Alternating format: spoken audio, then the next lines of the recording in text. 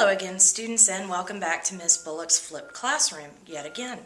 One of the questions that students also or often have problems with when they begin working with literary analysis, that means breaking down stories, is how does an author make me care? Well, that's the big puzzle piece, isn't it? So today we're going to talk about that so that you can get a better idea of how they secretly make you want to keep reading. So, as it turns out, there is this man named Andrew Stanton, and he is an author. And one of his quotes about writing is, "The greatest story commandment is make me care." As it turns out, it's actually the author's job to make you care about the story. If you don't care, you're not going to keep reading. So it is the author's job to make you care. And if he or she is doing a good job of it, you may not even notice how they make you care. But I'm here to help you break the secret. So, okay, it's an author's job to make me care. So how does he or she actually do it? Well, as it turns out, they use a combination of several different things to make you care about the story. They use characters, conflict, language, setting, and plot. Those are the 5 big puzzle pieces that help you care about a story. So, let's start with the first one, characters. In order to make you care, characters have to be relatable. You have to get them. You have to understand them. You kind of have to understand who they are as a person. They have to be interesting.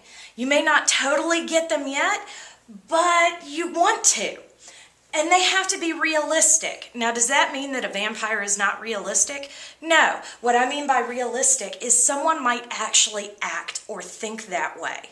They're not crazy, right? It might actually happen. And then on top of that, they've got to be memorable. You have to remember who they are, because if you don't, well, then the story doesn't work. So you remember who they are because they are their own unique person.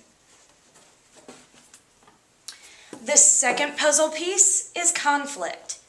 A good author is going to use 2 different kinds of conflict. They're going to use external conflict, which are problems with the world. Things like a terrible storm or someone else is after you. Those are external conflicts. And they're also going to use internal conflicts. Problems with the character's own feelings or thoughts. For example, it might be, I really want to go to this party, but I really have a whole lot of homework for Miss Bullock, and I know she'll be mad if I don't do it. What am I going to do?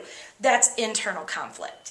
Okay? Also, the conflict is going to be relatable. We get this. If someone is in love with someone they can't have, we get that. We understand it. If they have a mortal enemy, we get it. We understand it. So that's how conflict works. Now, language. And I know you're like, really? Does the language the author use really help to keep me interested and make me care? The answer is yes, it sure enough does. The author uses words, and they word things so that we understand it. If we don't understand what they're saying, then we don't care and we don't keep reading. So an author might choose to do things like use analogies. These are comparisons. Things like life is like a box of chocolates. You never know what you're going to get. That's an analogy. They would use imagery to help us see and taste and hear and smell and all those kinds of things, right? And then they're going to use diction. It's which words they choose to use. Are they going to say that the river is babbling? Are they going to say it's rushing? Or are they going to say it's roaring? These are all word choices. That's diction. And all of that helps us to care because it helps us to understand. The next puzzle piece is setting. Setting is really important. I know, again, you're like, Miss Bullock, really? Does that count that much? It does, as it turns out. With setting, the author is going to make sure he or she describes things to us. They're going to use imagery. They're going to make us be able to see, hear, smell, taste, and feel it so that we know where we are, even if it's a place we've never been, like, say, outer space. The last puzzle piece is plot. Plot's incredibly important. You've probably seen my other flip video talking about plot and the fact that if we didn't have plot, we wouldn't have a story. So not only is plot important to the story, but it's also what helps to keep us engaged with the story. So an author might choose to use suspense, that edge of the seat feeling. Oh my goodness, what's going to happen next? They're going to make me wonder about what comes next. Oh my goodness, I don't want him to fall off that cliff. Oh, but he might.